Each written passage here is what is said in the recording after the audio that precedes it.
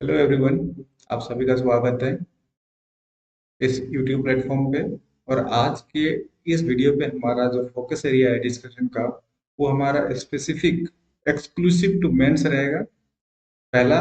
Second point में हम कब तक एग्जाम आएगा, एक्सपेक्टेशन डेट्स में बात करेंगे। और थर्ड में मैं ये इसमें मतलब डिस्कशन करना नहीं चाह रहा था, लेकिन हम कटअप में भी थोड़ा सा डिस्कशन करेंगे। लेकिन हमारा पहला जो पॉइंट है उस पे हमारा बेसिक फोकस रहेगा, बेसिक आइडिया रहेगा इस वीडियो से रिलेटेड। ओके। तो ये वीडियो को काफी मेहनत करके बनाया गया है, काफी इंपॉर्टेंट आपके लाइफ में होने वाला है।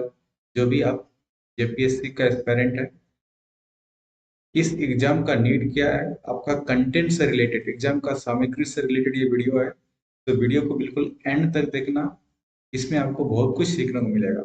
ये हिंदी और इंग्लिश मीडियम दोनों स्टूडेंट के लिए है, तो टेंशन वाली बात नहीं है। Okay, there is no constraint for your medium. Either it could be Hindi or anyway it could be English, right? So there won't be any problem. Okay, main मुद्दे पे हम आते हैं। मैंने क्या बताया आपको, कंटेंट कंसोलिडेशन प्रोग्राम। इस एग्जाम के लिए, मेंस के लिए की सामग्री की क्या जरूरत है। कंटेंट मतलब इतना बड़ा एग्जाम देने जा रहे हो मेंस के लिए, आपके पास क्या सामग्री है। और उस सामग्री सामग्री तो सबके पास होता है, जो भी एक मतलब जेन्युइन डेडिकेटेड, जो प्रिपरेशन में लगे रहते हैं, मेंस में थोड़ा ठीक ठाक कर लेते हैं, उसके पास सामग्री का प्रॉब्लम नहीं होता है। कंटेंट कुछ ना कुछ एवरेज लिख ही देंगे, लेकिन उसका कंसोलिडेशन करना, राइट, मैं बताऊंगा इसमें क्या क्या खास है इस वीडियो में। तो बने रहे, इसके बारे में बहुत मेहनत करके इस वीडियो को बनाया हूँ। तो आप देखिएगा, इसमें बहुत कुछ सीखने को मिलेगा, ठीक है। और अगर आपको इस वीडियो से कुछ सीखने को मिलता है तो वीडियो को लाइक जरूर कर देना, राइट। उसके बाद चैनल पे नए हैं तो सब्सक्राइब भी कर लेना। तो हम आज बात कर लेते हैं इसके बारे में, game of answer writing. Game of answer writing, तो मेंस इज ऑल अबाउट क्या है, गेम ऑफ आंसर राइटिंग। अब आंसर राइटिंग आप हर जगह पे करते हो, राइट। टेंथ में भी किया आपने बोर्ड एग्जाम, राइट। ट्वेल्थ में भी किया बोर्ड एग्जाम, यहाँ तक कि आपने ग्रेजुएशन पे भी किया। अगर मास्टर डिग्री की हो तब भी पोस्ट ग्रेजुएशन में किया हो। तो बोर्ड एग्जाम यूनिवर्सिटी एग्जाम से कैसे डिफरेंट है आपका सिविल सर्विस का मेंस एग्जामिनेशन, ठीक है। यहाँ पे भी आपने आंसर राइटिंग खूब किया और यहाँ पे भी आपने खूब किया, बट इस पॉइंट ऑफ टाइम पे सिविल सर्विस में यहाँ पे आपको क्या करना है और क्या डिफरेंट करना है, that we are going to discuss. Okay. Example, आप यहाँ इस लेवल पे टेंथ टेंथ ट्वेल्थ लेवल पे क्या करते हो, खासकर आप ग्रेजुएशन लेवल पे क्या करते हो। जो क्वेश्चन आपका, जो भी क्वेश्चन पूछा गया है, तो क्वेश्चन का जो, अगर आपने ये यहाँ से स्टार्ट किया, स्टार्टिंग पॉइंट है, और मान के चलिए ये आपका अगर क्वेश्चन का मतलब आंसर का एंड पॉइंट है, ये स्टार्ट पॉइंट है, एंड पॉइंट है, आप यहाँ पे थोड़ा सा क्वेश्चन से रिलेवेंट आंसर लिखते हो, मतलब जो पूछा गया है उसी से रिलेटेड लिखते हो। और यहाँ पे भी लास्ट लास्ट में एग्जामिनेशन मतलब एग्जामिनर को इम्प्रेस करने के लिए यहाँ पे भी थोड़ा सा सही कंटेंट डाल देता हो, लेकिन बीच में क्या लिखते हो वो भी आपको पता है कि पेज भरने के लिए आप क्या लिखते हो, ठीक है। As compare to your starting और एंडिंग, बीच में जो मटेरियल डाल देते हो ना, यहाँ पे सिर्फ और सिर्फ आप पेज भरने के लिए, या तो आप ये बोल सकते हो कि स्टार्टिंग और एंडिंग का कंपेयर में मिड में जो आप आंसर डालते हो वो थोड़ा सा इरेलेवेंट कंटेंट होता है, राइट। बट क्या आपको सेम आंसर राइटिंग यहाँ पे चलेगा? मेंस में, जेपीएससी सिविल सर्विस में नहीं चलेगा। आप बोर्ड में आपका 90% है, 90+% है, 95, यहाँ की 40% है, 50% डजंट मैटर। यहाँ का जो नीड है, that you need to understand. Okay. So इस वीडियो का फोकस वही है कि हम कैसे कैसे एग्जामिनर को इम्प्रेस कर पाएंगे, ठीक है। कैसे एग्जामिनर को इम्प्रेस कर पाएंगे, उसी पे आज हमारा पूरा का पूरा डिस्कशन है। तो अब नेक्स्ट हम आते हैं, क्या हमको एक जनरलिस्ट या स्पेशलिस्ट के अकॉर्डिंग हिसाब इसका मतलब हमको आंसर लिखना पड़ेगा? नहीं। जनरलिस्ट मतलब सामान्यवादी, स्पेशलिस्ट मतलब विशेषज्ञ। क्या मुझे विशेषज्ञ, जो आपका एक होता है ना यूपीएससी में ऑप्शनल सब्जेक्ट, राइट। ऑप्शनल मान के चलिए आपका एक पॉलिटिकल साइंस है ना, पॉलिटिकल साइंस या तो पब्लिक एडमिनिस्ट्रेशन आपका ऑप्शनल सब्जेक्ट है यूपीएससी में, ठीक है, यूपीएससी में। तो ऑप्शनल का जो कंटेंट है और आंसर राइटिंग है, वो इसका डिमांड अलग रहेगा, ठीक है। वो आपसे अपेक्षा करेगा कि इसमें थोड़ा सा बेहतरी की जरूरत है, मतलब थोड़ा सा स्पेशलिस्ट होने की जरूरत है। But in case of GS, GS मतलब जनरल स्टडीज, सामान्य अध्ययन, जिसको क्या बोलते हैं, सामान्य अध्ययन, हमारे जेपीएससी में तो ऐसा कुछ ऑप्शनल नहीं है। तो क्या हमें स्पेशलिस्ट की तरफ, मतलब विशेषज्ञ की तरफ हमको जीएस का आंसर लिखना पड़ेगा? Answer is absolutely no. Answer is absolutely no. GS का मतलब सामान्य अध्ययन का जो आंसर है, आपका एक नॉर्मल जीएस जो कैंडिडेट होता है, राइट, जितना आपका एग्जाम का नीड है, जितना आपसे एक्सपेक्टेशन है, आप उतना ही लिखेंगे। लेकिन आपका एक टर्म है आई कैचिंग आंसर होना चाहिए। ये क्या टर्म है बोल दिया, आई कैचिंग, ठीक है। क्योंकि जो आपके एग्जामिनर रहेगा, उसके पास ना टाइम होता नहीं है, ठीक है। टाइम होगा भी तो आपके पास एक एक लाइन वो पढ़ने के लिए नहीं बैठेगा, ठीक है। जितना भी आपने लिखे हो 500 600 800 वर्ड में जो भी लिखे हो, वो पढ़ने नहीं बैठेगा। तो आपको कुछ कुछ वहां पे ऐसा कीवर्ड डालना पड़ेगा, ठीक है। आज इसी को हम बोलते हैं आई कैचिंग, मतलब आंखों में वो कीवर्ड देखते ही समझ जाए कि वो क्या आंसर लिखना चाह रहा है, ठीक ठीक है। और उस क्वेश्चन का डिमांड के अकॉर्डिंग आपका जो कीवर्ड है वो आंसर पे आया है या नहीं आया है, ठीक है। और एग्जामिनर को आपका जो आंसर का कंटेंट होना चाहिए ना, किसी भी, आगे बताऊंगा मैं, है ना, और स्लाइड में, किसी भी टाइम पे आप उसको कंफ्यूज करने की कोशिश मत कर, ठीक है, आंसर में। किसी भी टाइम पे अगर उसको लग गया ना कि ये बंदा एवरेज स्टूडेंट है या तो बिलो एवरेज है, तो आपके चाहिए बाद में कितना भी अच्छा लिखे हो, है ना, फिर वो उसका माइंड स्विच नहीं करेगा अच्छा मार्क्स देने के लिए, ठीक है। जिसको बोलते हैं ना, आगे बताऊंगा, first impression is the last impression, ठीक है। तो जहां से भी आप स्टार्ट मत करोगे आंसर राइटिंग का, तो मेक श्योर करना कि वहाँ आपका ऐसा ऐसा पॉइंट लिखो कि वो आई कैचिंग होना चाहिए। मैं बताता हूँ अभी डिटेल्स में कि वो आई कैचिंग का मतलब मेरा मतलब क्या है। मैं पूरा का पूरा स्लाइड बना के लाया हूँ इस टॉपिक से रिलेटेड कि आपको करना क्या होता है, ठीक है। क्विकली इसको इरेज करते हैं, चलते हैं हम आई कैचिंग की तरफ, हम कैसे आई कैचिंग बना सकते हैं। ओके, चलो, हमको विशेषज्ञ बनने की जरूरत नहीं है। ओके, प्लस हमारे साथ प्रॉब्लम क्या है सिविल सर्विस में जो भी देते हैं, ये आपका 3 दिन में 6 पेपर, डेली आपको दो दो पेपर, है ना, डेली आपका टेंशन भरा, ठीक है, एग्जामिनेशन का मूड में चले जाते हो, राइट। अगर मान के चले कोई एक पेपर भी खराब होता है, अगर किसी के साथ ऐसा ना हो, अगर पहला फर्स्ट डे, फर्स्ट डे ही फर्स्ट पेपर तो आपका ये वाला रहता है, general English, right, general English और जनरल हिंदी, उसको छोड़ दीजिए। उसके बाद आपका जो सोशल साइंस वाला सब स्टार्ट हो जाता है, राइट। अगर कहीं से गलती से भी ये सब आपका बिलो एवरेज चला गया पेपर, ठीक है, तो सोचिए आपका रेस्ट का 4 पेपर का क्या हाल होगा, ठीक है। फिर आपको नेक्स्ट रेडी होना है, फिर आपको सेम एनर्जी लेके आना है, सेम आपका एफिशिएंसी के साथ, राइट। तो ये आपका एक मेंटल टफनेस है, मेंटल टफनेस है। और ऐसा होता भी है, स्टार्टिंग के पेपर ऐसे आते हैं, एक दो कोई पेपर कि आपको वहां पे थोड़ा सा लगेगा, है ना, कि तो ये सब इक्वली बैलेंस करके चलना है। कैसे करना है मैं भी बताने वाला हूँ इस सब चीज के लिए, ठीक है। तो ये एग्जाम का नीट और ये सब चीजें बहुत कुछ मैटर करता है, that's why it's a different game all together.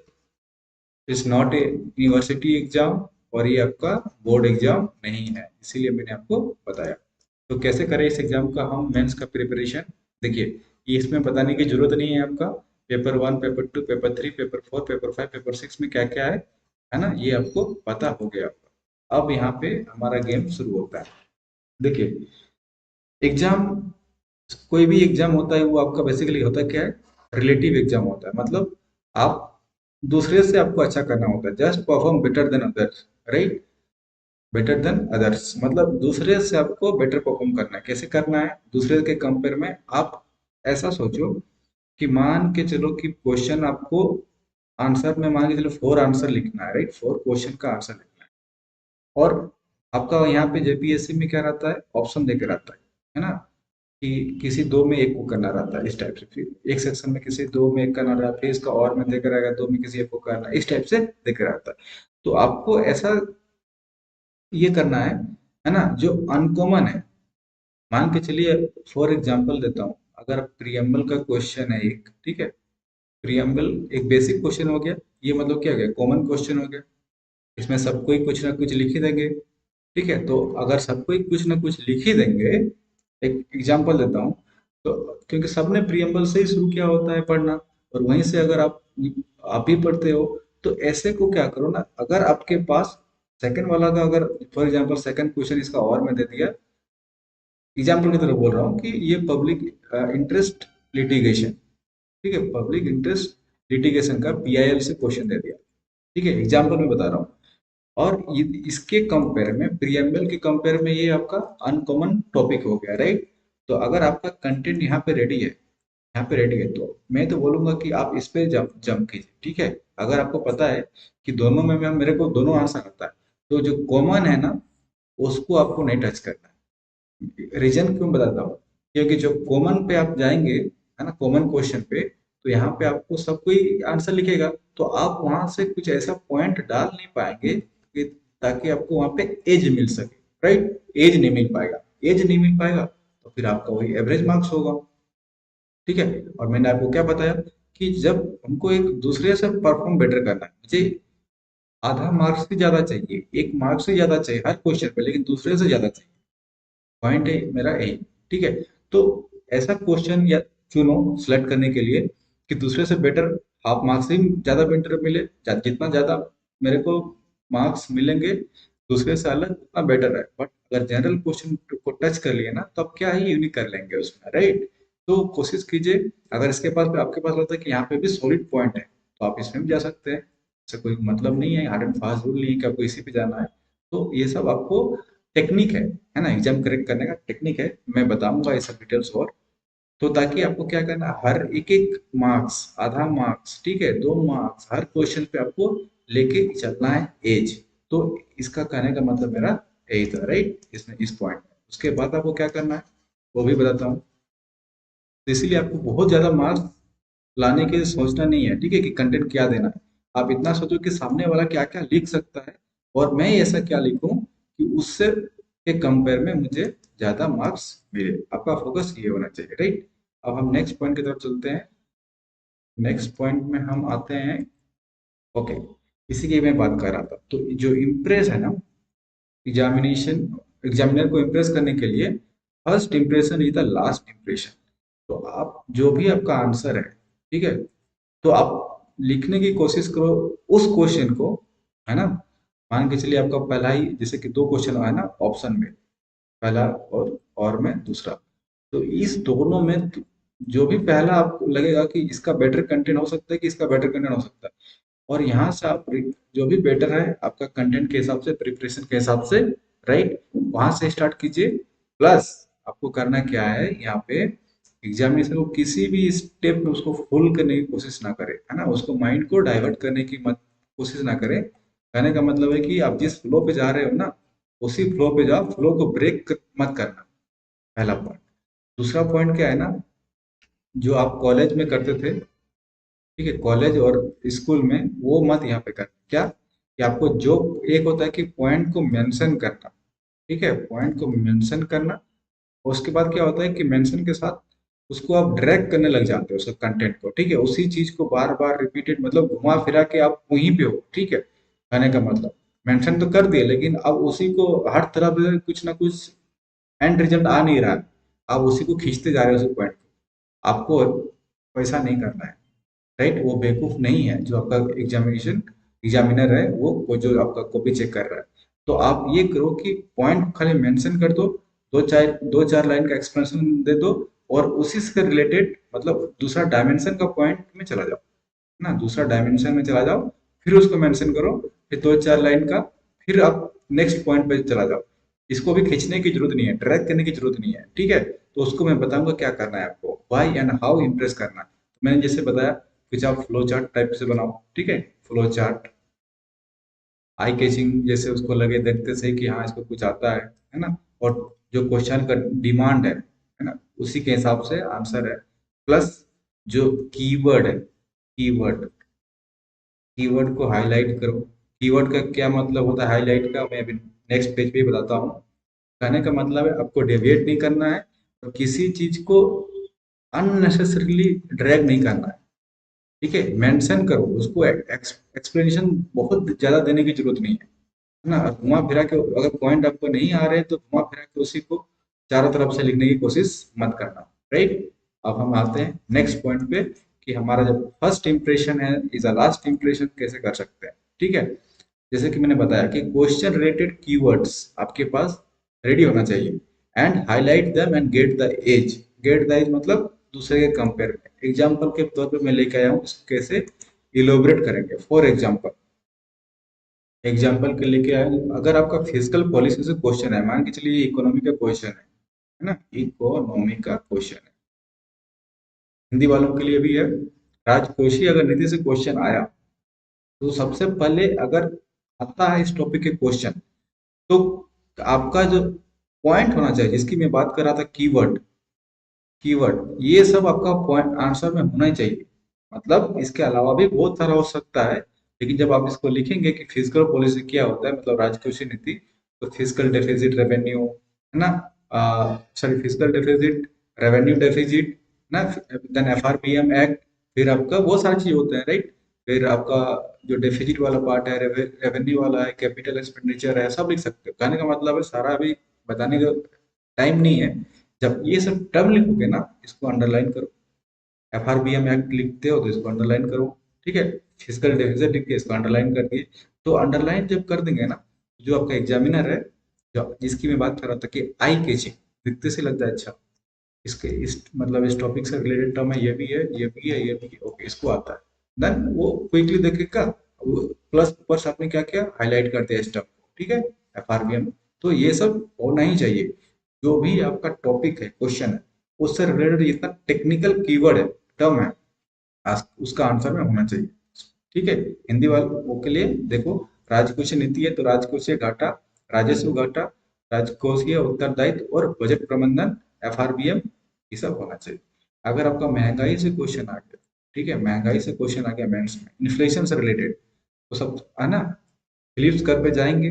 महंगाई क्यों होती है, अनएम्प्लॉयमेंट और महंगाई के बीच में क्या रिलेशन है, तो आपको कैसे दिखाता है, फिलिप्स कर्व देता है। राइट। तो फिलिप्स कर्व मेंशन होना चाहिए आपका आंसर में।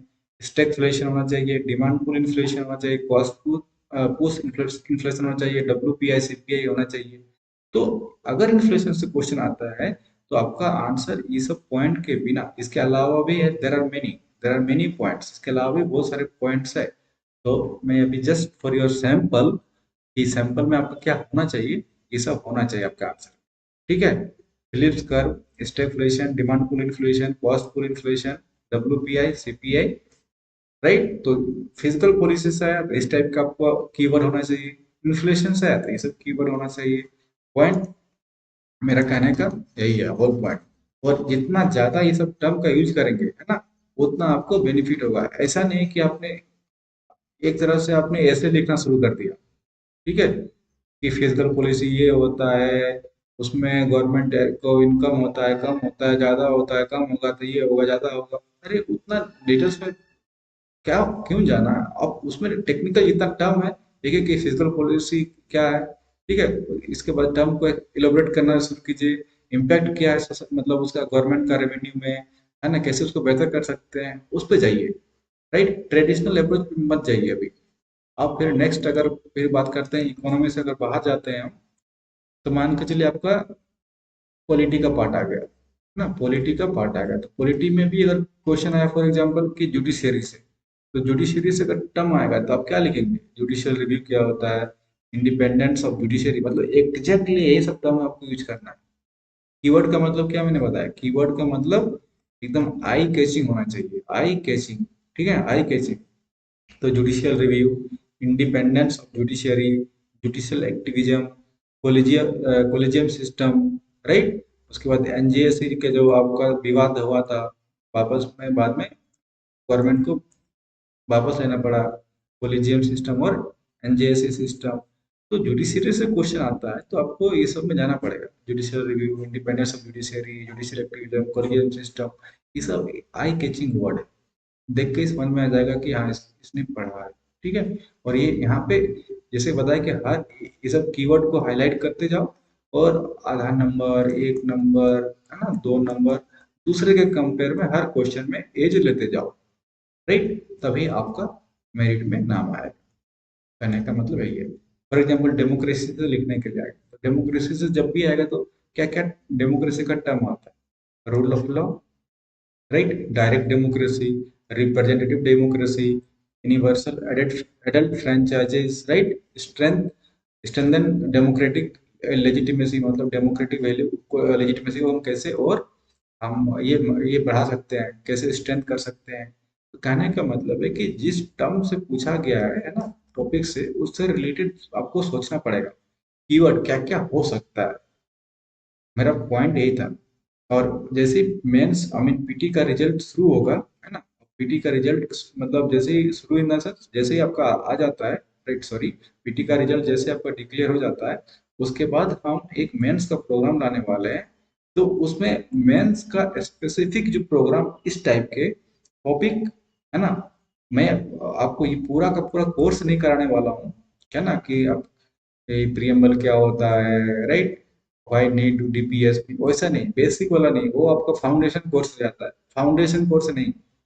फाउंडेशन कोर्स में जाएंगे तो 10 to 12 मंथ्स आपको पढ़ने में लग जाता है फाउंडेशन कोर्स में, है ना। वो पीटी जो कम मेंस होता है वैसा नहीं, वो नहीं। मेरा ये है कि आपका आंसर इम्प्रूवमेंट, और जो मैंने आपको बताया यहाँ पे कंटेंट स्पेसिफिक कंसोलिडेशन, है ना, क्या क्या टॉपिक से क्या क्या आप निकाल सकते हैं, उसका जो बोलते हैं ना कोर एरिया, किसी भी टॉपिक का जो कोर एरिया, जैसे कि आपने जुडिशरी देख लिया यहाँ पे, जुडिशरी से ही आपको इतना लिख दिया, डेमोक्रेसी से आया था, ये सब लिख दिए, ठीक है।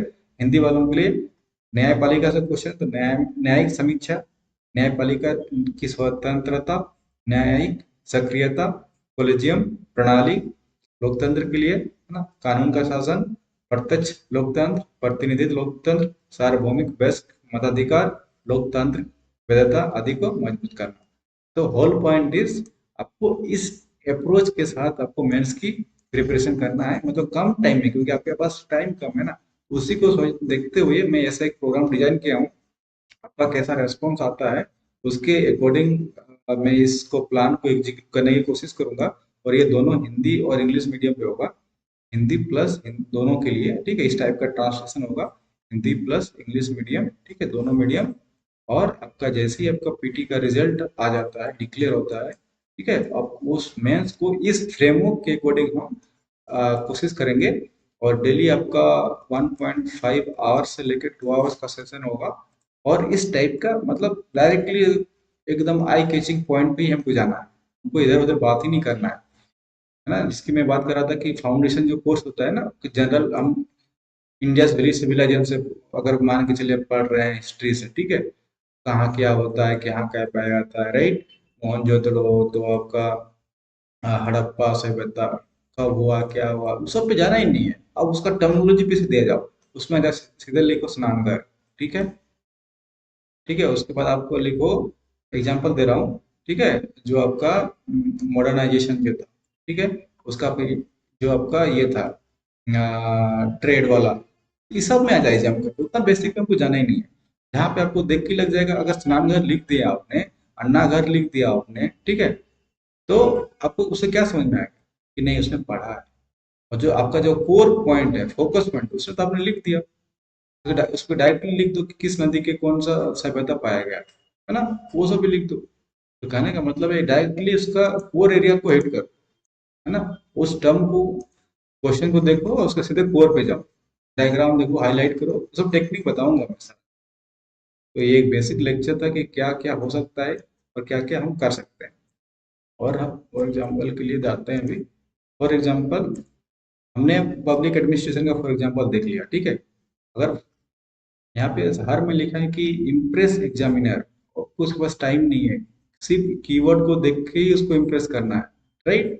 आपको आप आईआईटीएन हो, राइट, एमबीए हो, IIM से, BIT से हो, कहीं से हो, BA हो, BTech हो, यहाँ तक कि आप इग्नू से डिस्टेंस लर्निंग हो, कोई मतलब नहीं है आपने क्या क्या लिखा है इस टाइप का कीवर्ड, उससे मतलब है आपका एग्जामिनर को, राइट। पब्लिक एडमिनिस्ट्रेशन का आ गया मान के चलिए, तो पब्लिक एडमिनिस्ट्रेशन का क्वेश्चन में तो कैसा कैसा कीवर्ड देखना चाहिए, ब्यूरोक्रेसी देखना चाहिए, अकाउंटेबिलिटी देखना चाहिए, पॉलिसी इम्प्लीमेंटेशन देखना चाहिए, पब्लिक पॉलिसी देखना चाहिए, e governance, good governance.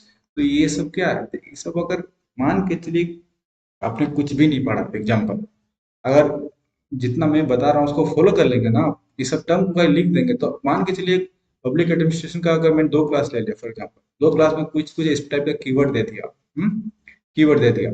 Hindi वालों के लिए फॉर एग्जाम्पल नौकरशाही क्या होता है, जवाबदेही क्या होता है, नीति कार्यान्वयन क्या होता है, सार्वजनिक नीति, ई गवर्नेंस, सुशासन, है ना, क्या होता है।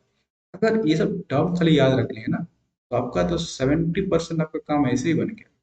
70% खाली टर्म को ही लिख देने में काम बन गया, है ना। आप खाली एक एक लाइन, दो दो लाइन को उसको एक्सप्लेनेशन कर देना है, एक दो एग्जांपल दे देना है, दैट्स इट। सिमिलरली अगर आपका ये साइंस एंड टेक का क्वेश्चन है, साइंस एंड टेक से अगर मान के चलिए स्पेस टेक्नोलॉजी से क्वेश्चन आ गया, क्या, स्पेस टेक्नोलॉजी से, राइट, अंतरिक्ष तकनीक से अगर क्वेश्चन आता है, तो अगर आप सैटेलाइट मेंशन नहीं किए, रिमोट सेंसिंग का मतलब मेंशन नहीं किया अपना आंसर में, स्पेस एजेंसीज हैं इंडिया के साथ साथ, जैसे कि नासा हो गया, है ना, यूएस का है, ईएसए हो गया आपका यूरोपियन स्पेस एजेंसी, राइट, ये यूरोपियन का है। तो इसरो हो गया हमारे इंडिया का। मार्स एक्सप्लोरेशन किसका है, मार्स रोवर का। लूनार किसके लिए है, चंद्रयान के लिए।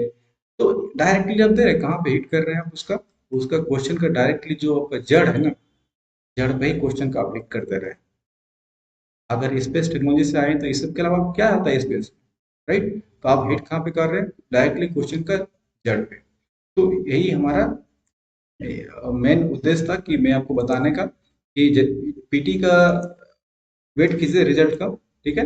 उसके बाद जैसे होता है फिर हम डायरेक्टली इस टाइप के प्रोग्राम पे हम आ जाएंगे, और जैसा आपका रेस्पॉन्स रहता है हिंदी मीडियम और इंग्लिश मीडियम दोनों पे जाएंगे।